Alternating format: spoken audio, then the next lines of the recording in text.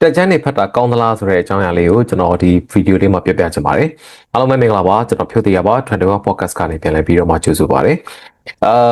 ဒီအခုဒီဗီဒီယိုလေးကိုကြည့်နေကြတဲ့သူတွေရောတက်ချမ်းစာအုပ်တွေဖတ်ဖူးသလားပေါ့နော်ဆိုတော့ကျွန်တော်ကတော့ပုံမှန်လင်းလင်းပြောရင်ငငယ်ကကျွန်တော်ဖတ်ခဲ့ဖူးတယ်ဆရာဖေမြင့်ရဲ့စာအုပ်တော်တော်များများပေါ့နော်ကျွန်တော်ဖတ်ခဲ့ပူတယ်ဆိုတော့ဒီစာအုပ်တွေကကျွန်တော်ကိုဒီစာဖတ်ခြင်းစိတ်ဖြစ်လာအောင်เนาะတွန်းအားပေးတဲ့နေရာမှာလည်းအများကြီးပဲအထောက်အကူဖြစ်တယ်နောက်ကျွန်တော်အလုပ်တွေလုပ်တဲ့အခါမှာလည်း professional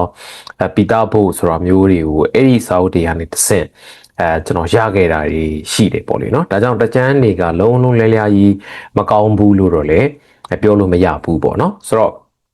့ကျွန်တော်ကိုယ်တိုင်လည်းဒီလိုပဲစိတ်ခွန်အားပေးတဲ့စာတွေကျွန်တော်ရေးတယ်ဒီလိုမျိုး podcast တွေလည်းကျွန်တော်လုပ်ဖြစ်တယ်ပေါ့လေနော်ဆိုတော့ဒါပေမဲ့တက်ချမ်းနေရဲ့ဒီပြဿနာပေါ့နော်ပြဿနာအထူးသဖြင့်ကျွန်တော်မြန်မာနိုင်ငံလိုမျိုးမှာဆိုရင်ဒီပြဿနာ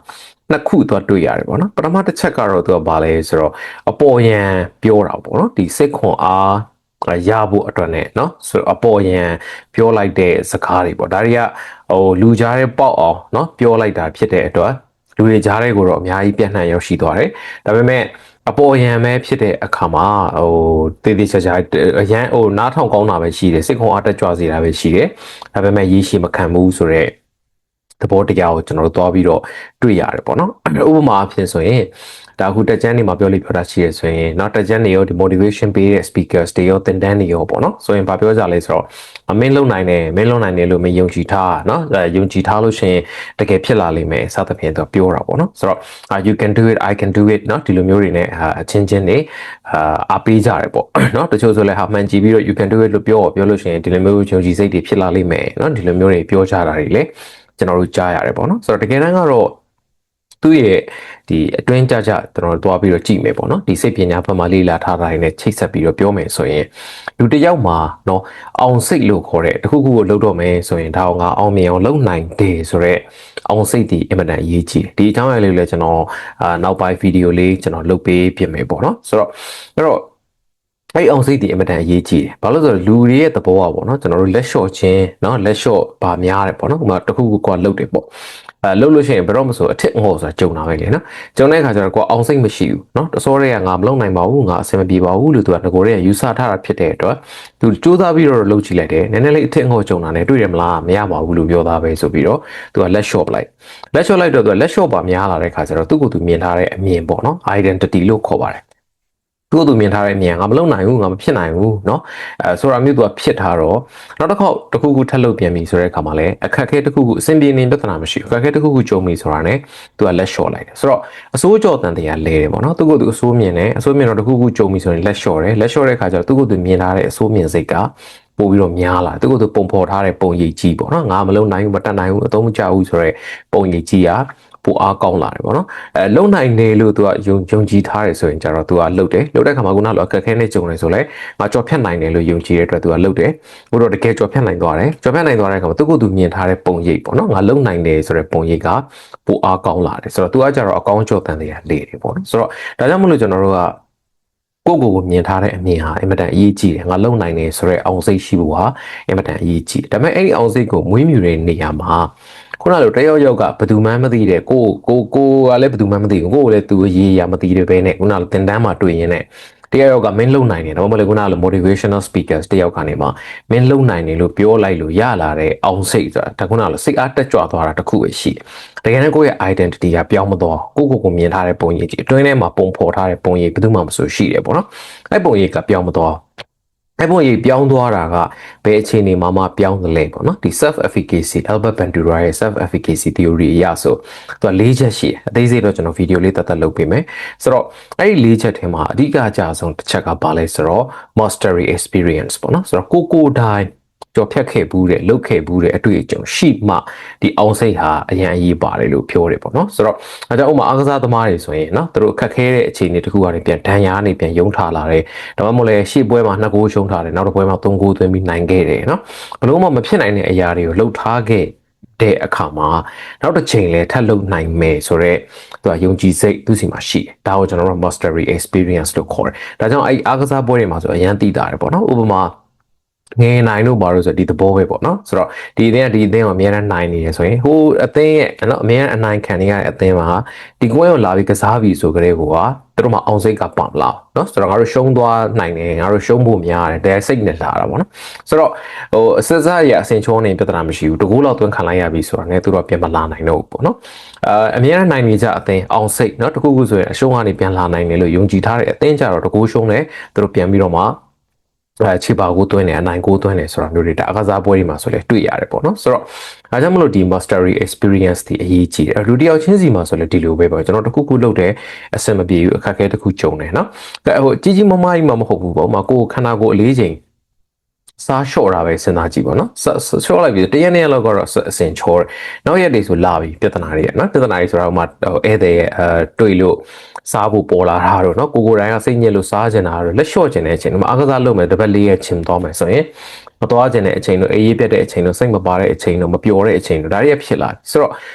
obstacle လို့ခေါ်တဲ့နော်ဒီခက်ခဲအတားအဆီးတခုကကျုံတာပဲကျုံတဲ့အချိန်မှာလူကနော်ငကိုယ်တွေကလက်လျှော့လွယ်တယ်လို့ကိုမြင်ထားတဲ့လူကလက်လျှော့ပလိုက်တာပဲနော်ဆိုတော့ဒါကြောင့်မလို့ကျွန်တော်တို့ဘာအရေးကြီးလဲဆိုတော့ခုနက mastery experience ကိုယ်တိုင်ဖြတ်ကျော်မှုတဲ့အတွေ့အကြုံဒါကိုယ့်ကိုယ်လည်းစဉ်းစားကြည့်ကျွန်တော်ခက်ခဲရင်းနဲ့ကြုံပြီးဆိုရင်ကိုယ်ဖြတ်ကျော်လိုက်တယ်ဆိုတော့အဲ့မှာဘာဖြစ်လာလဲဆိုတော့တစ်ခါဖြတ်ကျော်ပြီးတာတစ်ခါဖြတ်ကျော်ပြီးတိုင်းမှာကိုမြင်တဲ့ပုံရင်ငါလုံနိုင်တယ်နော်ငါဒါတွေကိုကြော်ဖြတ်နိုင်တယ်ငါတုံပြိုလဲလူမဟုတ်ဘူးငါတန်ပါတယ်ငါ self discipline အားကောင်းတယ်ငါပေးထားတဲ့ဂတိပေါ့ကိုပေးထားတဲ့ဂတိပေါ့နော်သူများပေးတဲ့ဂတိကြကျွန်တော်တို့မဖြစ်မနေတီးရတယ်နော်ကိုပေးထားတဲ့ဂတိငါဒါလုပ်မယ်လို့ပြောထားပြီးငါမဖြစ်မနေလုပ်တတ်တယ်ဆိုတော့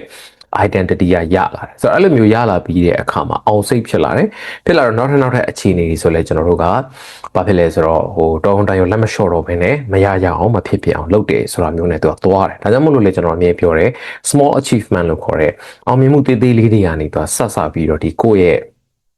identity ကိုပြောင်းသွားရတယ်ဒီ self promise เนาะဒီအကြောင်းတွေကျွန်တော် podcast တွေအများကြီးလုပ်ခဲ့ပူတယ်လုပ်ပေးခဲ့ပူတယ် self promise ကိုပေးထားတဲ့ဂတိတွေကိုတည်နော်သူများကိုပေးတဲ့ဂတိပြတ်သွားရင်နာမည်ပြတ်တယ်ဆိုတော့ဒါဒီအတွက်ကျွန်တော်တို့သူများကိုဂတိပေးပြီးနော်ကျွန်တော်တို့ကတည်ကြတယ်ကိုပေးတဲ့ဂတိကြတော့ကိုယ်တိုင်ပဲဖြစ်တဲ့အတွက်ဖြတ်လိုက်လို့လည်းဘာမှမဖြစ်အဲ့တော့ကျွန်တော်တို့လည်းကိုပဲဖြတ်လိုက်တယ်နော်တစ်ပတ်၄ရက်ကျန်သွားမယ်ဒါ3လတည်းငါ weight ဘယ်နှပေါင်ချမယ်ပြောတယ်ဒါကိုပေးထားတဲ့ဂတိနော်ပြီးတော့ဖြတ်လိုက်တယ်ဘာလို့ဆိုတော့ဘယ်သူမှမသိဘူးမှလည်းဘာမှလာပြီးတော့လုပ်လို့မရအောင်ဒါပေမဲ့အဲ့ကိုဖြတ်ပါများလာတော့ဘာဖြစ်လာလဲဆိုတော့ကိုယ့်ရဲ့ identity ငါပြောပြရင်လည်းမလုပ်ဘူးဆိုတဲ့ဟာကိုခုနလိုသူများကိုဂတိဖြန့်ရင်သူများတွေကိုမယုံတော့သလိုကိုပေးတဲ့ဂတိတွေဖြတ်ပါများတဲ့အခါမှာကိုမယုံတော့ဒါကြောင့်မလို့ဂတိကိုလွယ်လွယ်မပေးနဲ့လုံနိုင်တဲ့ဟာကိုပဲအရင်လုပ်ဒါကြောင့်တိတိလေးတွေကနေစဂတိတွေတီပါများလာပြီเนาะဆိုလို့ရှိရင်ကိုပြောင်းတဲ့မြင်တဲ့အနေနဲ့ပြောင်းသွားမယ်အဲ့လိုပြောင်းသွားတာနဲ့အမြခုနပြောသလိုအောင်စိတ်ဆိုတဲ့အရာရလာတယ်ဆိုတော့ဒါကျွန်တော်ဒါအကျေတုံးရဲ့ဒါပြောလိုက်တာပေါ့နော်ဒါပေမဲ့ခုနကလို motivational speakers တွေနော်တကြမ်းတွေစာအုပ်တွေမှာကြာတော့အပေါ်ရန်အားပေးတဲ့စကားတွေပဲလာတဲ့အခါမှာဒီစကားတွေနဲ့ကတော့2ရက်3ရက်လောက်ကတော့စိတ်တက်ကြွသွားစေတယ်ဒါပေမဲ့အတွင်းကြနောက်ပြောင်းလဲမှုတွေကိုဖြစ်မလာစေတဲ့အခါမှာကျွန်တော်တို့2ရက်3ရက်လောက်ပဲခံတယ်နောက်တော့လဲစိတ်တက်ကငကိုမူလအနေထားကိုပဲပြန်ရောက်သွားတယ်ဆိုတာမျိုးတွေကျွန်တော်တို့ကြုံနေကြရတာဖြစ်တယ်ပေါ့လေနော်ဆိုတော့ဒါကြောင့်ဒီ motivational speakers တွေပြောနေကြတဲ့အရာတွေပေါ့နော်ကျွန်တော်တို့ like လန်ဖတ်ရှုကြည့်မယ်ဆိုရင်သူကအလကားသက်ကြီးတော့မဟုတ်သူအောက်ချိန်မှာဒီ psychology နဲ့เนาะချိတ်ဆက်ပြီးတော့ပြောထားတဲ့ဟာတွေရှိတယ်သို့တော့အပေါ်ယံပဲကျွန်တော်ပြောလိုက်ကြတဲ့အခါကျတော့တစ်ခါလေးလဲရည်စရာဖြစ်သွားတယ်တစ်ခါလေးလဲစိတ်တက်တော့2ရက်3ရက်လောက်တက်သွားစေပေမဲ့ရေရှည်ပြောင်းလဲအောင်မဖြစ်စေဘူးပေါ့နော်နောက်ထပ်ဥပမာတစ်ခုဆိုရင်ကျွန်တော်တို့မင်းပေါင်းနေတဲ့လူ9ယောက်ရဲ့ပြန်များကမင်းမဲဆိုတဲ့စကားပေါ့နော်ဒါဆိုလဲဒါတကယ်တမ်းကျွန်တော်တို့လူတွေရဲ့ human nature ကကျွန်တော်တို့ဒီပတ်ဝန်းကျင်နဲ့အသားကျခြင်းတယ်နော်ဆိုတော့ပတ်ဝန်းကျင်နဲ့အံဝင်ကျင်နဲ့ပတ်ဝန်းကျင်နဲ့နော်ကအတိအမှတ်ပြုတာကိုဘယ်သူမှမဆိုလိုချင်တယ်ဘယ်သူမှတယောက်တည်းတီးကြကြီးမနေချင်ဘူးပေါ့နော်ဆိုတော့အဲ့လိုအံဝင်ကျင်တဲ့အခါမှာကျွန်တော်တို့ဘာဖြစ်လဲဆိုတော့ပတ်ဝန်းကျင်ကဒီလိုတွေလုပ်နေတယ်ဆိုကိုကအဲ့တိုင်းလိုက်ပြီးတော့လှုပ်ချင်တယ်ဟိုမှာကိုကဝစ်စားဟိုအဆင်ပြေတယ်လို့ဝင်မယ်ပေါ့နော်ဟိုနန်းနန်းပါပါဝင်မယ်ဒါမှမဟုတ်လေတက်တောင့်တက်တာဖြစ်တာကိုဝင်မယ်ပေါ့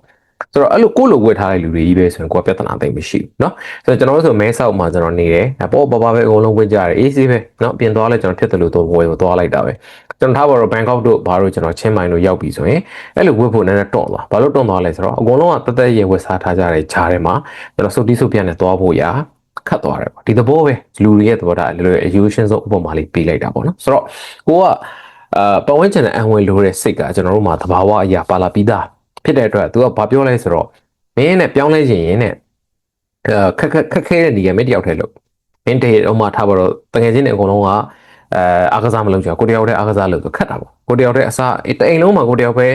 အစားလျှော့ပြီးတော့ဟိုအစားလျှော့ဖို့ကြိုးစားကြည့်ဝိတ်ချဖို့ကြိုးစားကြည့်လွယ်လားခက်သလားမလွယ်ဘူးလေနော်ဘာလို့လဲဆိုတော့တအိမ်လုံးကစားကြတော့ကြကိုမျက်စိရှိမှစားနေကြမာလာရှန်ကိုတွေစားနေကြတယ်အကျော်တွေစားနေကြတယ်ကိုအိတ်ကြားထဲမှာဘယ်လိုသွားပြီးတော့စီမပါတဲ့နော်ကျမ်းမာရေးနဲ့ညီညွတ်တဲ့ဟာတခုကိုဘယ်လိုသွားစားမလဲဆိုတော့မလွယ်ဘူးလေသူတို့မစွဲရင်တော့မှကိုမြင်နေရတာပေါ့နော်ဆိုတော့ကိုရီးစားရှိတယ်ရီးစားကအစားတယ်နော်ညစားတဲ့ဟာပဲဆိုင်တော့စားမယ်ဆိုရင်ကိုဘယ်လိုသူနဲ့တော်ပြီးတော့သူနဲ့ဆိုင်လေးကိုလိုက်ထိုင်ပြီးတော့သူအစားကိုဘေးရထိုင်အေးလေးထိုင်တော့ဘယ်လိုလုပ်နိုင်ဖို့လွယ်မလဲနော်ဆိုတော့အဲ့တော့တယောက်တည်းလုပ်ဖို့အားကိုပေါင်းနေအောင်စုအဖွဲ့ထဲမှာတယောက်တည်းလုပ်ဖို့ဒီအခက်ဆုံးပဲအဲ့တော့လွယ်တာပါလဲဆိုတော့တဲ့မင်းလူသားတွေရဲ့ human nature သဘောအသုံးချလိုက်ပေါ့ဆိုလိုတာကလူသားတွေရဲ့ပင်ကိုပီဇာကိုအသုံးချလိုက်ဆိုလိုတာကပတ်ဝန်းကျင်နဲ့အဝင်လို့စိတ်ကိုသုံးလိုက်ဆိုတာကမင်းကောင်းမွန်တဲ့ပတ်ဝန်းကျင်မှာမင်းသွားနေနော်မကျမ်းမာရေးကို view site ကြတဲ့လူတွေနဲ့ကိုပေါင်းနေဆိုရင်ကိုလည်းကျမ်းမာရေးကိုလိုက်ပြီး view site ခြင်းစိတ်ဖြစ်သွားတယ်ဆိုတော့အကုန်လုံးကတယောက်နဲ့တယောက်ခုနလိုငါဟိုကိုကစားခြင်းအောင်မှာကိုတငယ်ချင်းတွေဘယ်သူမှမစားနေတဲ့အတွက်ကိုမစားဖြစ်တော့ဒါမျိုးပေါ့နော်ဆိုတော့အဲ့တော့ဒါဒီခုနပြောတဲ့ဟိုတကယ်တမ်းเนาะစိတ်ပညာရှင်တွေဆိုလည်းပြောကြတယ်စကားဒါပေမဲ့ခုနလိုအပေါ်ယံနော်မှာထားတော့တတိ10ရောက်နဲ့ပေါင်း17ရောက်မြောက်တတိကကိုဖြစ်သွားမယ်ဆိုတော့အလိုလိုနေရင်တော့ဟုတ်ပဲဖြစ်မလဲတိုးဆိုပြောချင်တဲ့သဘောကတော့เนาะစီးပွားရေးလောက်ကြပြူကြတဲ့လူတွေနဲ့ကိုနေရဆိုတော့သူတို့လည်းစူးစမ်းနေငါလည်းလုပ်အောင်မဆိုတဲ့ဟာမျိုးဖြစ်လာတယ်ဆိုတဲ့သဘောတရားပေါ့လေเนาะဆိုတော့ဒီ motivational speakers တွေခုနတက်ချမ်းနေမှာကအခုနလိုအပေါ်ယံပြောလိုက်တဲ့ပြဿနာလေးတစ်ခုရှိတယ်နောက်တစ်ခုကတော့ကျွန်တော်မြန်မာပြည်မှာတွေ့ရတဲ့ဟာကဘာလဲဆိုတော့ risk kit လို့ပဲပြောပါတော့အဲ risk kit မှာကျွန်တော်မြန်မာနိုင်ငံမှာတော့ဒါအားလုံးလည်းသိကြမယ်เนาะအများစုဒီခရိုနီတွေစစ်တပ်အတိုင်းဝိုင်းကထွက်လာကြတဲ့လူတွေပေါ့เนาะဆိုတော့သူတို့ရဲ့ပြောချင်တာချမ်းသာမှုဒီ risk kit လို့ပြောရင်တော့သူတို့မိဘတွေဒီယူတသားကြိုးကြိုးဆဆနဲ့เนาะတမအာဇီဝကြရှာဖွေခဲ့တာမဟုတ်တိုင်းပြည်ဘန်ဒါတွေကိုခိုးပြီးတော့မှချမ်းသာလာကြတယ်သူတွေဒါပေမဲ့သူတို့ရဲ့သားသမီးတွေနော်သူတို့သားသမီးတွေပညာကောင်းကောင်းသင်ကြပါကြနော်ဆိုတော့အဲ့ဒီရဲ့ပြဿနာမရှိသေးဒါပေမဲ့သူတို့ဘာဖြစ်လာကြလဲဆိုတော့ဒီဘက်ခုနလို motivational speakers တွေဖြစ်လာကြတယ်တက်ချမ်းတွေနော်ရေးလာကြတဲ့အခါမှာသူတို့ဘာတွေပြောကြသလဲဆိုတော့နင်တို့မကြိုးစားလို့အဲ့လိုဘလို့ဖြစ်လို့ငါတို့ဆိုရင်ဘလို့เนาะဆိုတော့တကယ်တမ်းကတော့ဘဝတွေဒီဒါမမျှတာဘူးပဲပြောပါတော့เนาะတာထွက်မှတ်ကကိုကအစမတူနော်သူတို့တွေဒီတိုင်းပြည်ရဲ့နော်အခွင့်ဒုခံတဲ့အခါနေမိသားစုတွေကနေပေါက်ဖွာလာတဲ့အတွက်ငွေကြေးပူစရာမလိုဘူးနော်တချို့ပြောကြတာဟာကျွန်တော်စီးပွားရေးစလုပ်တော့ကျွန်တော်အိမ်ကတပြားမှမထုတ်ပေးဟုတ်တယ်တပြားမှသာမထုတ်ပေးတာဘသူဘယ်ဝါရဲ့သားသမီးဆိုတဲ့အဆက်အသွယ်တွေနော်ပြီးတော့ငယ်တွေကပတ်စံရှိတဲ့အခါမှာသူတို့မှတင်ငယ်စိတ်ဆိုတာလည်းမရှိဘူးနော်စီးပွားရေးတစ်ခုလုပ်တယ်ရှုံးသွားမှပူစရာမလိုဘာဖြစ်လို့လဲနောက်မှမရေတွက်နိုင်တော့မိဘရဲ့ခုနပြောတဲ့ခိုးထားတဲ့စီစဉ်ဥစ္စာတွေအများကြီးပဲရှိတဲ့အခါကျတော့ဒီစင်ရဲ့ number မိသားစုမှာလူသွားဖြစ်တဲ့လူငယ်တယောက်နေရတာထွက်မှစပြီးဘဝကိုတာစထွက်တဲ့အမှတ်ကအစမတူနေသူတို့တာထွက်မှတ်ကိုဒီဘက်ကလူငယ်တွေကတစ်သလုံးသေလောက်အောင်စူးစမ်းတာတောင်သူတို့တာထွက်ခဲ့တဲ့နေရာကိုရောက်ဖို့ဆိုတာမလိုဘူးဆိုတော့လောက်အောင်ကြွားချတယ်ဒီကျွန်တော်စင်ရဲ့ချမ်းသာအနေထားကနော်ဘာကြောင့်ဒီကုနာလို personality ရလဲကွာဘာလို့ဆိုတော့ငယ်တွေကချမ်းသာလာတဲ့လူတွေဖြစ်တဲ့အတွက်နော်ကိုယုံကြည်မှုရှိတယ်နောက်နိုင်ငံခြားမှာပြန်လာတော့တဲ့အင်္ဂလိပ်စကားပြောတာကအစကျွန်တော်မြန်မာပြည်မှာပဲအင်္ဂလိပ်စာသင်လာတဲ့လူတွေနဲ့တောင်မှအတန်ထွက်ကအစမတူနော်ဆိုတော့ဝတ္တာစာရာကအစမတူဆိုတော့စသဖြင့်ဒီလိုမျိုးတွေကအစဖြစ်တဲ့အခါကျတော့တို့ကအဲ့မှာသူတို့စီးပွားရေးတွေဘယ်လိုလုပ်တယ်ဘယ်လိုမျိုးစူးစမ်းတယ်ဘယ်လိုလုပ်ပါဆိုတော့ဒီဘက်မှာရှိတဲ့လူငယ်တွေရဲ့အနေနဲ့ရှင်းကြည့်လိုက်တဲ့အခါကျတော့သူတို့ဒီအားကြစရာတော့အင်မတန်ကောင်းတယ်နော်ဆိုတော့ပတ်စံဆိုလဲရှိတယ်ပုံစံတွေဆိုလဲကြည့်လိုက်ရင်လည်းတကယ်ကိုနော်တိကောင်းနေတာပေါ့ confidence တွေလည်းရှိတယ်နော်အဝတ်စားတွေဆိုလဲကောင်းကောင်းမဝတ်စားသူတို့ပြောတဲ့စကားတွေဒီဘက်ကနေအဟုတ်မှတ်ပြီးတော့မှ inspire တွေဖြစ်တာပေါ့ဆိုတော့မကောင်းဘူးလားဆိုကောင်းတာပါပဲစူးစမ်းလို့စိတ်တွေဖြစ်လာဒါပေမဲ့လည်းခုနပြောသလိုတကယ်တမ်းကသူတို့တွေဒီဘဝကိုတကယ်အောက်ခြေကနေစပြီးတော့နော်စူးစမ်းရုံးကန်လာကြတာမဟုတ်ဘဲနဲ့တာထွက်မှတ်ကိုကသူများတဲ့ဟိုးအဝေးကြီးမှာနော်ဒါကလည်းခုနလိုမိဘချမ်းသာလို့ကံကောင်းရင်တတ်မဟုတ်ဘဲနဲ့စနစ်ကြီးကိုလွဲမားနေတဲ့ဟာရဲ့နော်အကျိုးဆက်ဖြစ်ကြတဲ့ကောင်သူတို့ကမင်းတို့မစူးစမ်းလို့နော်ဘဝကိုဘယ်လိုဖြည့်ရှင်းမှာဘယ်လိုရင်ဆိုင်မှာစသဖြင့်ပြောနေတဲ့ဟာတွေကလည်းလက်တွေ့ဒီဘက်ကလူငယ်တွေအတွက်ဘယ်လိုမှလက်တွေ့အသုံးချလို့မရဘူးဒါပေမဲ့ဒီဘက်လူငယ်တွေအတွက်ကျတော့အားကြစရာတော့ကောင်းတာပေါ့သူတို့ပြောတဲ့စကားတွေသူတို့ idol ထားပါတဲ့စသဖြင့်ပေါ့နော်အားကြစရာကြီးတွားပြီးတော့မှကောင်းနေတယ်ဆိုတဲ့ဟာမျိုးတော့ဖြစ်တာပေါ့ဒါပေမဲ့တကယ်တမ်းကတော့သူတို့ဘဝအတွက်ကြီးမားမပြောင်းလဲသွားစေဘူးဘာလို့မပြောင်းလဲသွားစေလဲဆိုတော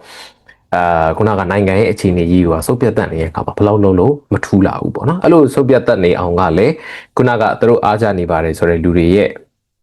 အတိုင်းဝိုင်းတွေကပဲနောက်ခုတ်သွေးစုပ်ထားတာပေါ့နော်ဆိုတော့ဒါကိုမြင်တတ်ဖို့လေးရလဲလိုသေးတယ်ပေါ့နော်ဘလို့မဟုတ်ဘူးဆိုရင်လည်းကျွန်တော်တို့ကဒီမှာအားကြနေနေပဲအချင်းကုန်နေရအဲ့တော့ကျွန်တော်တို့ဆိုလဲကျွန်တော်အမြင်ပြောတယ်ကျွန်တော်30-80စီးညင်30 something rule ဆိုကျွန်တော်တီထွင်ပြီးတော့ပြောတယ်အဲ့ဒါဘာလဲဆိုတော့လူတယောက်ရဲ့ဘဝမှာအောင်မြင်မှုတည်သူ့ရဲ့စူးစမ်းအားထုတ်မှုက30%လောက်ပဲပါပြီးတော့90%ကမိသားစုပတ်ဝန်းကျင်ရထောက်ပံ့နော်ကျွန်တော်ဆိုလည်းမပြောတယ်ကျွန်တော်ဘာလို့ဆရာဝန်လောလောကူကူဖြစ်တယ်လဲနော်ဆိုလို့ရှိရင်ကျွန်တော်ရန်ကုန်မှာမွေးတယ်နော်လူလက်တန်းစားမိဘစီမှာမွေးတယ်နော်ပြောစတဲ့ဆိုဗမာလူမျိုးအဖြစ်နဲ့မွေးတယ်ယောက်ျားအဖြစ်နဲ့မွေးတယ်မွေးလာတဲ့အချိန်မှာကျွန်တော်ယောဂဗျာတွေပါပါမလားเนาะဆိုတော့ဒီအချက်တွေရတယ်ကျွန်တော်ကိုဒီလိုမျိုးအဆင်ပြေပြေဘဝတစ်ခုရအောင်သူလုပ်ပေးဒါကခုနပြောသလိုကျွန်တော်အဖေဒီအမေဒီခရိုနီမဟုတ်ဘူးစစ်တပ်အတိုင်းဝိုင်းကမဟုတ်ဘူးเนาะကြီးကြီးတဲ့ချမ်းသာနေရလို့မဟုတ်ဒါတော့မှခုနလူလက်တန်းစားဖြစ်တယ်ရန်ကုန်မှာလူလာဖြစ်တယ်เนาะဆိုတော့အချက်လေးတွေနဲ့တင်ပဲကျွန်တော်မှာအာသာချက် privilege တွေအများကြီးရှိတကယ်လို့ကျွန်တော်သားเนาะစစ်ဖြစ်နေတဲ့နေရာတစ်ခုမှာလူသွားဖြစ်မယ်ဗမာလူမျိုးအဖြစ်နဲ့လူမဖြစ်ဘူးယောက်ျားလေးဖြစ်နေမွေးဖွားမလာဘူးကျွန်တော်မိဘတွေဒီကျွန်တော်စင်ရနံပါမယ်နော်အမဟုတ်လေကျွန်တော်မှာယောဂတစ်ခုခုပါလာမယ်ဆိုရင်ကျွန်တော်ဒီအနေထားလက်ရှိအခြေအနေကိုကျွန်တော်ရောက်လာဖို့ဆိုတာအင်မတန်ခက်တယ်ခက်တော့ဒီဟာကြီးကိုကျွန်တော်တို့ကထဲမပြောဘဲနဲ့နော်ကျွန်တော်အထိုင်ကြီးကနေပဲစဉ်းစားမင်းတို့ဘယ်လိုလုပ်ငါဆိုအသက်ဘယ်လောက်မှဘာဖြစ်နေပြီဆိုတော့ငါ10ခန်း10တန်းတော့ဆိုငါဘယ်လိုအောင်တာနော်ဆိုတော့မျိုးကျွန်တော်ဒီနယ်ဘက်ဒီမှာရှိတဲ့လူငယ်တွေတော့ပြောလို့မရဘူးဘာလို့သူတို့တာထပွန်းနဲ့ကျွန်တော်တာထမှန်တွေကမတူနေလို့ပေါ့နော်ဆိုတော့ဒါတွေကိုလည်းထည့်သွင်းမစင်စားပဲနဲ့เนาะခုနကိုချမ်းသာနေတာအောင်မြင်နေတာဒီကိုစူးစမ်းလို့ထင်ပြီးတော့မှအထင်ရောက်ပြီးတော့မှเนาะခုနလိုလူငယ်တွေကငါတို့လောက်မစူးစမ်းလို့မင်းတို့ကငါတို့လောက်မဖြစ်ထွန်းတာဆိုပြီးတော့မှပြောဆိုနေကြတာဆရာလုပ်နေကြတာ motivate နေကြတာတွေကလည်းလက်တွေ့မကျဘူးပေါ့နော်ကြားတဲ့အခါမှာဒီတက်ချမ်းနေ motivational speakers တွေနဲ့ပတ်သက်ပြီးတော့မှကဲရဲ့ပြစ်တင်စရာလောင်ပြောင်စရာတွေအများစုရှိလာတယ်ပေါ့နော်ဆိုတော့တစ်ဖက်မှာလည်းဘယ်လိုပဲကဲရဲ့ပြစ်တင်နေပါစေခုနပြောတဲ့ကျွန်တော်တို့เนาะလူငယ်တွေအတွက်ကြတော့လေသူတို့တွေက inspire ယူစရာတွေဖြစ်နေပြန်ရောပေါ့လေเนาะဆိုတော့အဲ့တော့ဒါကကျွန်တော်တို့မြန်မာနိုင်ငံမှာရှိနေတဲ့ဒီတက်ချမ်းနေနဲ့ပတ်သက်တဲ့ပြဿနာနှစ်ခုလို့ထင်တယ်ပေါ့လေเนาะဆိုတော့အဲ့ခါမှာတစ်ဖက်ကလည်းဘာဖြစ်လာလဲဆိုတော့ဒါတွေကိုအကန့်ပြောတာပေါ့เนาะဥပမာ comfort zone နဲ့ထွက်ဆိုရင်ဟာနေပါအောင်เนาะ comfort zone နဲ့မှာနေပြရစီအောင်တစ်ချိန်လုံးမထွက်ခိုင်းနေတယ်ဆိုတာမျိုးအကန့်ပြန်ပြီးတော့မှပြောလာကြရရှိတယ်နောက်တစ်ခါလီထားပါတော့သူတို့ပြောကြတယ်ဟာအလုပ်ကိုလုပ်ရင်ဝန်ထမ်းလို့မလုပ်နိုင်ပိုင်ရှင်လို့လုပ်စရာဒီဘက်ကလည်းပြောတယ်ဟာအဲ့ဆိုပိုင်ရှင်လွန်ငါတို့လာစားပေးမှာလားနော်ဝန်ထမ်းအငယ်လို့သဘောမထားတဲ့ manager လို့တွေးပြီးတော့လုပ်ဆို manager လို့လာစားပေးမှာလားနော်ဒီလိုမျိုးတွေပြောလာချအကန်လေးပေါ့နော်ဆိုတော့နောက်တစ်ခါကျတော့ခုနပြောသလိုပဲကျွန်တော်ခက်ကာလာကြီးอ่ะနော်မမျှတဲ့ခါကျတော့ဟိုနော်စူးစမ်းတိုင်းလည်းမရဘူးနော်ဟိုလူတွေကကျတော့လည်းခုနလိုနော်ခက်ကာလာအခြေအနေတွေထည့်မစင်စားဘူးသူတို့ရခဲ့တဲ့ privilege တွေကိုမစင်စားဘူးသူတို့ဒီလူငယ်တွေနော်ဟိုအခြေခံလူဒန်းစားလူငယ်တွေကိုကိုယ်သေးဆုံးနေတာတွေထည့်မပြောဘူးနော်နိုင်ငံရေးစနစ်ကြီးကိုထည့်မပြောဘဲနဲ့တကယ်လို့စူးစမ်းခိုင်းနေရကြီးကလည်းအတိတ်ပဲမရှိဆိုတော့အဲ့တော့အကန်လေးပြောလာကြတဲ့အခါကျတော့လေမကြိုးဟိုပေါ့နော်ကြိုးစားလည်းမထူးဘူးဆိုတာမျိုးတွေလည်းတစ်ခါလေးမှဖြစ်လာတယ်ပေါ့နော်ဒါကြောင့်မလို့ကျွန်တော်ကတော့အလေအလက်ချဖို့ဒီအရေးကြီးဆုံးပဲကျွန်တော်ဒီဘက်နောက်ပိုင်းမှာအမြင်ပြောတယ်အလေအလက်ဆိုတာဂျားချဖို့ပြောတာမဟုတ်ဘူးအများအားဘဝဒီဟန်ချက်ကိုအများနဲ့ရှာဖွေနေရတယ်နော်ဆိုတော့တစ်ဖက်ဘက်ကိုရောက်သွားပြီဆိုဒီဘက်လေးကိုပြန်လက်ခေါ်ဟိုဘက်ကိုရောက်သွားပြီဆိုရင်ဒီဘက်ကိုပြန်ခေါ်အဲ့လိုမျိုးလေးပဲသူကသွားနေရတယ်လို့ကျွန်တော်ကတော့ဒီနောက်ပိုင်းမှာပို့ပြီးတော့ဟိုလက်ခံလာတယ်ပေါ့နော်အဲ့တော့ခုနပြောကြတဲ့ဟာတွေမှာဆိုလည်းဒီလိုပဲပေါ့ comfort zone နဲ့ထွက်ဆို comfort zone ကမထွက်လို့လည်းမရဘူးကျွန်တော်တို့အားလုံးရဲ့တိုးတက်ချောင်းဒီ comfort zone ထဲမှာမရှိအပြင်မှာပဲရှိ comfort zone ရဲ့အပြင်မှာပဲရှိတယ်ပေါ့နော်ဥပမာကိုကကျမ်းမာခြင်းနေပေါ့နော်အခုလက်ရှိကိုနေရှင်တန်နေထိုင်နေတဲ့ပုံစံကနေကျမ်းမာခြင်းနေဆို comfort zone နဲ့ထွက်ရတာပဲဘာတွေလဲဆိုတော့အစားလျှော့ဖို့တွေကိုလုပ်ရပြီးเนาะအားကစားလုပ်ဖို့တွေလုပ်ရပြီးเนาะကျွန်တော်ဒီ podcast လုပ်တဲ့21 podcast ဆို comfort zone နဲ့ထွက်ရတာပဲဘယ်လိုလဲဆိုကျွန်တော်ပုံမှန်ကျွန်တော်စာရေးနေရလေเนาะစာရေးရတယ်ကျွန်တော်ဒီ video တွေ record လုပ်ရတယ်edit လုပ်ရတယ်เนาะဆိုတော့ဒီ YouTube ဆိုတဲ့ platform အသစ်ပေါ်ကျွန်တော်သွားရတယ်เนาะဆိုတော့ဒါဒီပါလဲဆိုတော့ကျွန်တော် comfort zone နဲ့ထွက်ရတယ်အခုဆိုတချို့ပြောကြတာ Spotify မှာလုပ်ပါဆိုတော့ comfort zone အသစ်ပဲနောက်ထပ်ကျွန်တော်ရဲ့ comfort zone ရဲ့အပြင်အခုဆိုတဖြည်းဖြည်းနဲ့ YouTube ကကျွန်တော်တော့ comfort zone ဖြစ်လာတော့ဒါဒီကနေ့အတင်းစွတ်ထွက်မှာလားမဟုတ်ဘူးဒါပေမဲ့ပို့ပြီးတော့နော်ကြီးထွားခြင်းလေဆိုလို့ရှိရင်じゃဒီတက်တောင်းတက်တာဖြစ်တဲ့အလုပ်တွေကြီးပဲထက်ကလုပ်နေလို့မရဘူးပေါ့နော်ဒါဘာမှမဆိုဒီလိုပဲဒါကျွန်တော် comfort zone နဲ့ပြောလာကြတော့လူတွေအကန့်ပြောလာကြလို့ဒါတကယ်တမ်းက comfort zone တွေကနေမဖြစ်မနေထွက်ရတယ်နော်ဆိုတော့အလုပ်ဆိုလည်းဒီလိုပဲကျွန်တော်တို့မှငယ်ကဟိုကုံပြောရရင်ဟိုမိခင်ရဲ့ one bite ထဲမှာ ဒီတရေသားလေးကအသားကျနေရလေနော်တကယ်တမ်းပြောရမယ်ဆိုနော်ဆိုတော့အဲ့ကနေမှတစ်ဆင့်အပြင်ကိုမွေးလိုက်ရတယ် comfort zone တွေကထွက်လာတာပဲအဲ့ဒါမှပဲသူကြီးထွားတာလေနော်အဲ့မှာသူထွက်ချင်းမှာတန်နေကြပြီနော်အလင်းစူးစူးကြီးသူမြင်ရပြီအစတော့အထဲမှာမသူအေးစစ်စစ်နေရတယ်နော်အခုပြီးရင်သူ no ဆို့ရပြီနော်ဆိုတော့အရင်ဆိုအမေစီကနေ automatic သူစီကိုအာဟာရတွေကရောက်လာတာနော်ဆိုတော့ပြောချင်တာ comfort zone နဲ့ထွက်မှာလူက grow ဖြစ်တယ်အဲ့ဒါဒီကျွန်တော်တို့ဘယ်လိုပြောမလဲ rules ပဲ boy rules ပဲနော်ဆိုတော့ဒါပေမဲ့ comfort zone နဲ့ကနေအလကားနေရှောက်ထွက်နေကြလည်းမလိုဘူးမလိုအပ်တဲ့ comfort zone နဲ့ကနေမထွက်နဲ့လိုအပ်တဲ့ comfort zone နဲ့ကနေထွက်ဒါကိုပိုင်းခြားပြီးသိမြင်ဖို့တော့လေလိုအပ်တယ်ပေါ့နော်ဒါကြောင့်အလုံးစုံကြီးလည်းမှားမနေဘူးနော်အလုံးစုံကြီးလည်း comfort zone နဲ့ကနေအမြဲတမ်းထွက်ရမယ်ဆိုတာမျိုးအလုံးစုံကြီးလည်းမှန်မနေဘူးပေါ့နော်ဒီလိုမျိုးလေးတော့ရှိအဲ့တော့နောက်တစ်ခုခုနကပြောတဲ့အလုပ်ကိုဝန်ထမ်းလို့မလုပ်နဲ့ဆိုရဲနော်ပိုင်ရှင်လို့လုပ် manager လို့လုပ်ဆိုတဲ့ဟာကိုလည်းလူတွေအကံပြန်ပြောလာကြတဲ့အခါမှာအပေါ်မှာလေကျွန်တော်အမြင်ကတော့ဟိုပေါ့နော်တချို့လေးရှိပါတယ်နော်လူငယ်တွေကိုအမျက်ထုတ်တယ်နော်volunteer တော့စေတနာဝန်ထမ်းလို့ပြောပြီးတော့လာစားနော်မဖြစ်စလောက်လေးပေးပြီးအများကြီးခိုင်းနေလို့နော်အဲ့လိုပေါ့ဟိုမိသားစုဆန်းဆန်းငါတို့ကလုံးမာလို့ပြောပြီးတော့မှခုနလိုအလုပ်နားခြင်းရဲလို့တော့မရှိတော့ဘူးစနေတနေ့ကုန်နေဆိုလဲလှမ်းပြီးတော့ခိုင်းတာတော့နော်အဲ့တော့ဒါတွေလည်းမရှိဘူးမဟုတ်ဘူးရှိနော်ဒါပေမဲ့ကျွန်တော်တို့ကြတော့လေဒါကျွန်တော်တကူစားအမြင်ပေါ့နော်အရင်ကြီးအလုပ်လုပ်တဲ့အခါမှာပေါ့နော်အရင်ကြီးအဲ့လိုပေါ့ဟိုဘယ်လိုငွေကြေးကိုပဲအမြဲတမ်းစဉ်းစားနေတာတော့နော်အလုပ်ချိန်နဲ့ပတ်သက်လို့တာဝန်နဲ့ပတ်သက်အရင်တော့ကတ်လွန်တာမျိုးဆိုရင်ကျွန်တော်ကိုယ်တိုင်လည်းတကူစားရမကြိုက်ဘူးပေါ့နော်ဆိုတော့အဲ့ဒါလည်းခုနပြောဆို balance လုပ်ဖို့လိုတယ်ဆိုတော့လေဒီသဘောပဲပေါ့ဒီခါလေးကျတော့ဥမာခုနလိုပေါ့ကျွန်တော်တို့ရုံးချိန်ပြင်ပတော့စနေတန်တိုင်းကုန်နေလို့ဆိုတာဒါသူ့ရဲ့နားရဖြစ်တဲ့ဟာစနေတနင်္ဂနွေတော့မရှောင်ဘူးเนาะခိုင်းနေတဲ့အလုပ်တွေလုပ်နေရတယ်ဆိုရင်သူ့ရဲ့ work life balance ပြတ်တယ်เนาะပြီးတော့သူ့ရဲ့ပျော်ရွှင်မှုเนาะဒီစိတ်ပီးစီးမှုတွေကိုလည်းပို့ပြီးတော့เนาะဖြစ်စေတာပေါ့เนาะပျော်ရွှင်မှုတွေဆိုလည်းသူမရတော့ဘူးเนาะဒီအတွက်ကျွန်တော်တို့ကခုနလိုဟာရုံးချိန်ပြင်ပဆိုလဲเนาะမလုပ်ဘူးเนาะပိတ်ရက်ဆိုလဲပိတ်ရက်เนาะပိတ်ရက်ဘယ်နေရခန်းစားခွင့်ဒါတွေကျွန်တော်တို့ပြောလာကြတာပေါ့เนาะတိုးတော့လည်းပဲအဲ့ဒါကြီးတွေကိုပဲအရန်ကြီးပေါ့เนาะငါပိတ်ရက်ဆိုငါလုံးဝအလုံးမလုံးနိုင်ဘူးเนาะ9နိုင်ကျော်ကတော့ငါလုံးဝလာမခိုင်းနေတော့เนาะဆိုတာမျိုးကြီးအရန်ကြီးပေါ့เนาะကိုယ့်ရဲ့ right ဆိုတဲ့ဟာကြီးကိုအရန်ရှေ့တန်းတင်လုံးလာရင်လဲကျွန်တော်တကူစားအရာဆိုမကြိုက်ဘူးဒါကြောင့်တစ်ခါလေးမှာဟိုနိုင်ငံသားတချို့နေဆိုလဲအဲ့လိုမျိုးတော့ရှိတယ်เนาะNGO လောကတွေမှာဆိုအဲ့လိုမျိုးပေါ့သူတို့ဒီ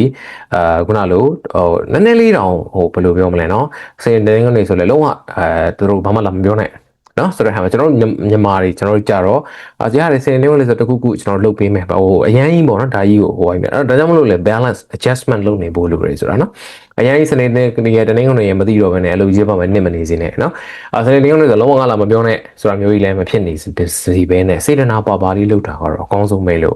့ကျွန်တော်ထင်တယ်ပေါ့နော်အထူးသဖြင့်အဲ့လိုလူငယ်အရွယ်မှာဆိုရင်အခုမှအလုပ်ကန်းခွင်နဲ့ entry level ဝင်လာဆိုရင်ဟာလာစားဘလို့အလုပ်ချင်းကဘလို့ငါလုပ်ချင်းပြီးဆိုတော့အဲ့အလုပ်ကလည်းမကြည့်တော့ဘူးဆိုတာမျိုးတော့မဖြစ်စေချင်ဘူ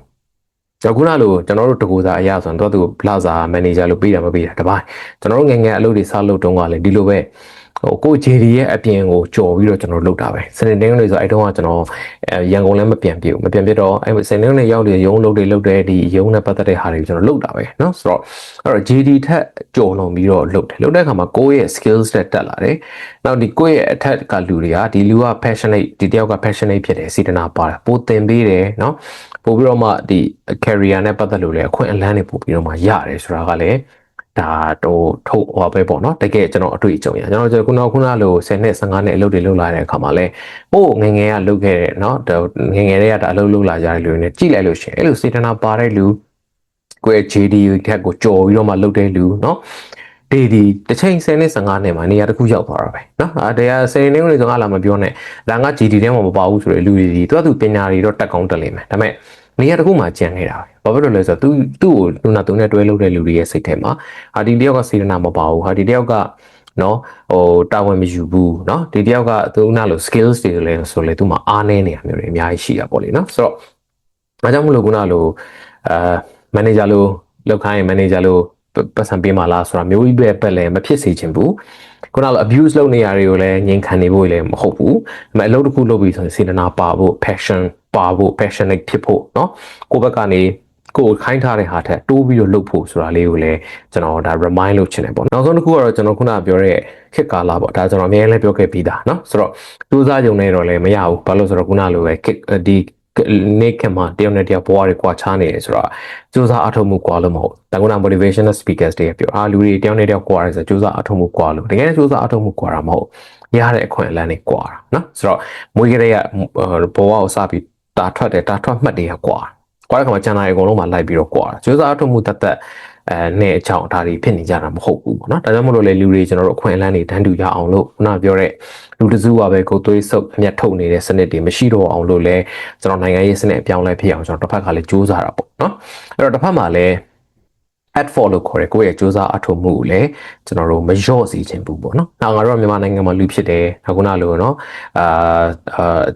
်နွမ်းပါတဲ့အခွင့်အလမ်းမရတဲ့နေရာမှာလူဖြစ်မှာတော့ဒီလောက်ပဲလို့ကိုကမတွေးနေပဲနဲ့ပေါ့နော်။ဒီခစ်ကြီးစနစ်ကြီးကိုပဲကိုကပုံချမနေပဲနဲ့ကိုယ့်ရဲ့အထောက်မှုကိုလည်းတတ်နိုင်သလောက်ကိုလုပ်စီခြင်းနဲ့ပေါ့နော်။အရင်တော့ကျွန်တော်ကိုယ်တိုင်လည်းပြောခဲ့ပြီးတော့ခက်ကလာကြီးကိုပြောမနေနဲ့ဘယ်ဆိုရဘာညာလို့ပြောမနေနဲ့နော်။ဒီကြားထဲကနေကိုဘလို့တော့ဖောက်ထွက်နိုင်အောင်ကိုစူးစမ်းဒါဒီလိုမျိုးကျွန်တော်တို့ပြောခဲ့ကြဒါလည်းမှားလားဆိုတော့မမအောင်သူ individual level အရာမှန်တယ်ဒါပေမဲ့လည်းလူငယ်တိုင်းအခုမြန်မာပြည်မှာဖြစ်နေကြတဲ့ဟာဒီလူငယ်တွေမစူးစမ်းပဲအပြင်းတက်ပြီးအိတ်နေလို့ကျွန်တော်နိုင်ငံဒုက္ခရောက်နေတာမဟုတ်ဘူးလေနော်ကျွန်တော်နိုင်ငံရေးရဲ့စနစ်ကြီးကလွဲနေတာဖြစ်တဲ့အတွက်နော်တနိုင်ငံလုံးအတိုင်းအတာနဲ့ဆိုလို့ဒီစနစ်ကြီးကောင်းလာအောင်တိုင်းပြည်အေးချမ်းအောင်နော်ခုနလိုလူတစုကပဲအခွင့်တူးခံဖြစ်နေတာမျိုးတွေမဖြစ်ဖ ೇನೆ အားလုံးလူငယ်တွေတန်းတူညီမျှနော်အခွင့်အလမ်းတွေရအောင်ဒါတစ်ဖက်ကလည်းကျွန်တော်တို့လုပ်ရတယ်နော်တစ်ဖက်ကလည်းအဲ့ဒီနော်ခက်ကာလကိုပဲအပြစ်တင်မနေပဲနဲ့ကိုယ့်ရဲ့စူးစမ်းအထောက်မှုကိုလည်းကိုလှုပ်စေခြင်းတယ်ပေါ့နော်ဟိုစိတ်တွေပြက်လောကကြီးကိုစိတ်ညစ်အမလုံးလည်းမထူပါဘူးဆိုပြီးတော့ hopeless တွေဖြစ်ပြီးတော့ဘော်ကြီးကိုရေးဆိုမျောမနေပဲနဲ့တက်နိုင်သလောက်နော်ကိုလှုပ်ရမယ့်အလုပ်တွေမှာ effort လို့ခေါ်တဲ့စူးစမ်းအထောက်မှုလုပ်နေဖို့ကိုလည်းတတိရစေခြင်းတယ်ပေါ့နော်ဒါကြောင့်မလို့ကျွန်တော်ခုနလည်းပြောလိုက်တယ်လို့ကျွန်တော်ဒီဘက်နောက်ပိုင်းမှာတော့ adjustment เนาะဒီ life ဒီ balance ကိုရှာနေရတာဆိုတော့အရာဒီကျွန်တော်တို့အရေးကြီးဆုံးဘဝတသနာတစ်ခုဖြစ်လာတယ်ပေါ့နော်။ကျွန်တော်တို့ရွယ်ဆိုကျွန်တော်တို့ဆိုအခုထားပါတော့အခုဒီကာလဆိုရင်slow living ပေါ့ငါတို့အေးအေးဆေးဆေးပဲနေကျင်တော့တယ်ပေါ့နော်ဆိုတော့နံပါတ်1တေးပါတယ်မဖြစ်စီချင်တော့ဘူးဆိုတာမျိုးကိုကျွန်တော်တို့ဖြစ်လာတယ်အဲ့ဒါဆိုလဲကျွန်တော်ပြန်မေးရတယ်နော်အဲ့ငါအဲ့ဒါအပြင်းတင်နေရလားနော်ဆိုတော့ငါတို့မှာရှိတဲ့ potential တွေကငါအလဟတ်သက်ဖြုံးတီးသလိုများငါဖြစ်နေလားတကယ်ကြီးပဲငါဒီလိုမော်မျိုးငါနေကျင်တာလားဒါကိုကျွန်တော်အများနဲ့မေးပြီးတော့ဟို adjust လုပ်နေဖို့လိုတယ်ပေါ့လေနော်ဆိုတော့အခုဒီ online ရေးဆိုလဲဒီလိုပဲပေါ့ကျွန်တော်တို့တစ်ခါလေးမှာကိုအောင်မြင်မှုတွေအဆင်ပြေမှုတွေเนาะဒါတွေကိုမပြောတော့ဘူးဘာလို့ဆိုတော့တခြားလူတွေအများကြီးအဆင်မပြေဖြစ်နေကြတဲ့အချိန်မှာကိုလည်းဒါကြီးမလို့မှကျွန်တော်ဆိုစာအုပ်တင်မထွက်တာ3နှစ်ကျော်ကြာပြီပေါ့နော်တခုထုတ်ဖို့ဆိုရင်ပဲကျွန်တော်တွန့်ဆုံနေတာပေါ့နော်ဆိုတော့နောက်တင်တန်းဆိုဒါအုပ်ကမှဝေးသေးတယ်တင်တန်းဆိုလည်းဒီလိုပဲကျွန်တော်အမှန်ဆိုခက်စိတ်စိတ်ဖွင့်လို့ရဒါပေမဲ့ဖွင့်ဖို့ဆိုရင်တခြားလူတွေငွေပေးပြီးတက်ဟန်ပါလေနော်ဆိုတော့အစင်းမပြေကြပါမလားငါဒီချိန်ကြီးတန်းတန်းဖွင့်ရမှာအားနာတယ်ဆိုတဲ့စိတ်ကြီးအဖြစ်ပြန်တာပေါ့နော်ဆိုတော့ဒါဒီကောင်းလားဆိုတော့လည်းကောင်းတဲ့စိတ်ပေါ့ဒါပေမဲ့အဲ့လိုကြီးဖြစ်ပြီးကျွန်တော်တစ်သလုံးကြီးရေစုံကျွန်တော်ဘဝကိုရေစုံမျောနေလို့လည်းမဖြစ်ပြန်ဘူးပေါ့နော်အဲ့တော့ငါအရင်ရေစုံမျောလိုက်တယ်လို့များဖြစ်နေပြန်မလားကိုအလကားလက်ဟတ်သက်ကြီးအပြစ်ပေးလို့ကြီးများဖြစ်နေပြန်သလားဆိုတော့လည်းကျွန်တော်အမြဲချိန်ဆကြရတာပဲเนาะဒါကြောင့်မလို့ကျွန်တော်ကတော့ဘဝမှာဘယ်အရာမှအဆုံးမရောက်တာအကောင်းဆုံးပဲဆိုတဲ့အမြင်ကိုတော့ရန်သဘောကျတယ်ကိုယ်တိုင်လည်းအမြဲတမ်းအဲ့ဒီ adjustment ကိုရှာဖွေနေတယ်ပေါ့လေเนาะအဲ့တော့ဒီ podcast မှာလည်းတကြမ်းနေရကောင်းတယ်เนาะဆိုတာမျိုးလည်းမဟုတ်ဘူးတကြမ်းနေဒီလုံးလေးရပစ်ပေးရမယ့်အရာဆိုတာမျိုးကြီးလည်းမဟုတ်ဘူးကျွန်တော် debate လုပ်တယ်ဆိုရင်တော့เนาะအင်္ဂလိပ်စာတိုးတက်ဖို့ပဲဖြစ်ဘာအတွက်ဖြစ်ကျောင်းနေမှာ debate လုပ်ကြရင်တော့တခုခုကိုရက်ပြီးပြောရတာပေါ့เนาะတကြမ်းကောင်းတယ်လို့ကိုကခေါင်းစဉ်ယူလိုက်ရင်လည်းကောင်းတဲ့အချက်တွေကိုပဲ debate လုပ်ရတာပေါ့တကြမ်းမကောင်းဘူးလို့ပြောရင်လည်းမကောင်းတဲ့အချက်တွေကိုပဲ debate လုပ်ရတာပါတကယ်ဘဝကျတော့ကျွန်တော်တို့ကဒါစကားရည်လူနေကြရလည်းမဟုတ်ဘူးလေเนาะဟုတ်တဲ့အခါကျတော့ကောင်းတဲ့အချက်တွေလည်းရှိတယ်မကောင်းတဲ့အချက်ကလေးလည်းရှိတယ်เนาะဘသူရဲ့အကြံပြုစကားပဲဖြစ်ကိုယူလို့ရတာရှိတယ်ယူလို့မရတာရှိတယ်ပေါ့နော်ဆိုတော့လူတွေအကုန်လုံးရဲ့ဘဝအကုန်လုံးမှာအသုံးချလို့ရနိုင်တဲ့အကြံပြုချက်ဆိုတာလည်းဘယ်သူမှမရှိနိုင်ဘူးလေနော်ဆိုတဲ့အခါကျတော့အဓိကတော့ဘဝဒီ tailor made ပဲ tailor made ပဲဆိုတာကျွန်တော်တို့အင်ကြီးဝယ်တယ်ဆိုရင် ready made ဝယ်လိုက်တယ်ဆိုရင်တော်တဲ့ဟာရှိတယ်မတော်တဲ့ဟာရှိတယ်နော်အင်ကြီးကကြာနေရမျိုးရှိမယ်ဟာတော့အမျိုးပေါ့နော်ကိုနဲ့လိုက်တာရှိမယ်မလိုက်တာရှိမယ်ဆိုတော့ကို tailor made ပေါ့ကိုယ်တိုင်သွားပြီးတော့ကိုယ့်ရဲ့ခန္ဓာကိုယ်နဲ့တိုင်းချုပ်ထားတာဆိုတော့ပို့ပြီး fit ဖြစ်တယ်ကြည့်လို့ကောင်းတယ်ပေါ့နော်ဆိုတော့ဘဝဒီလည်းဒီလိုပဲကျွန်တော်တို့တရားရောက်စီရတဲ့ပုံတို့ကူးပြီး ready made ကိုဘဝကိုတိဆောက်လို့မရအောင်နော်ကိုဘာဘယ်အရာကကိုအကောင်းဆုံးဖြစ်မလဲနော်ဘယ်လိုပုံစံမျိုးကိုဘဝကိုရှင်သန်နေထိုင်ချင်တာလဲဒါကိုကျွန်တော်တို့သိပြီးတော့ tailor made ပေါ့နော်ကိုယ်တိုင်ချုပ်လုပ်ပြီးတော့မှဝတ်ဆင်တာကအကောင်းဆုံးဖြစ်တယ်ဆိုတာလေးကိုဒီ podcast လေးရတဲ့တစ်ဆင့်မျှဝေလိုက်တာဖြစ်ပါတယ်တွေးစရာတုံးတရားရမယ်လို့လည်းထင်ပါတယ်ကျေးဇူးတင်ပါတယ်ခင်ဗျ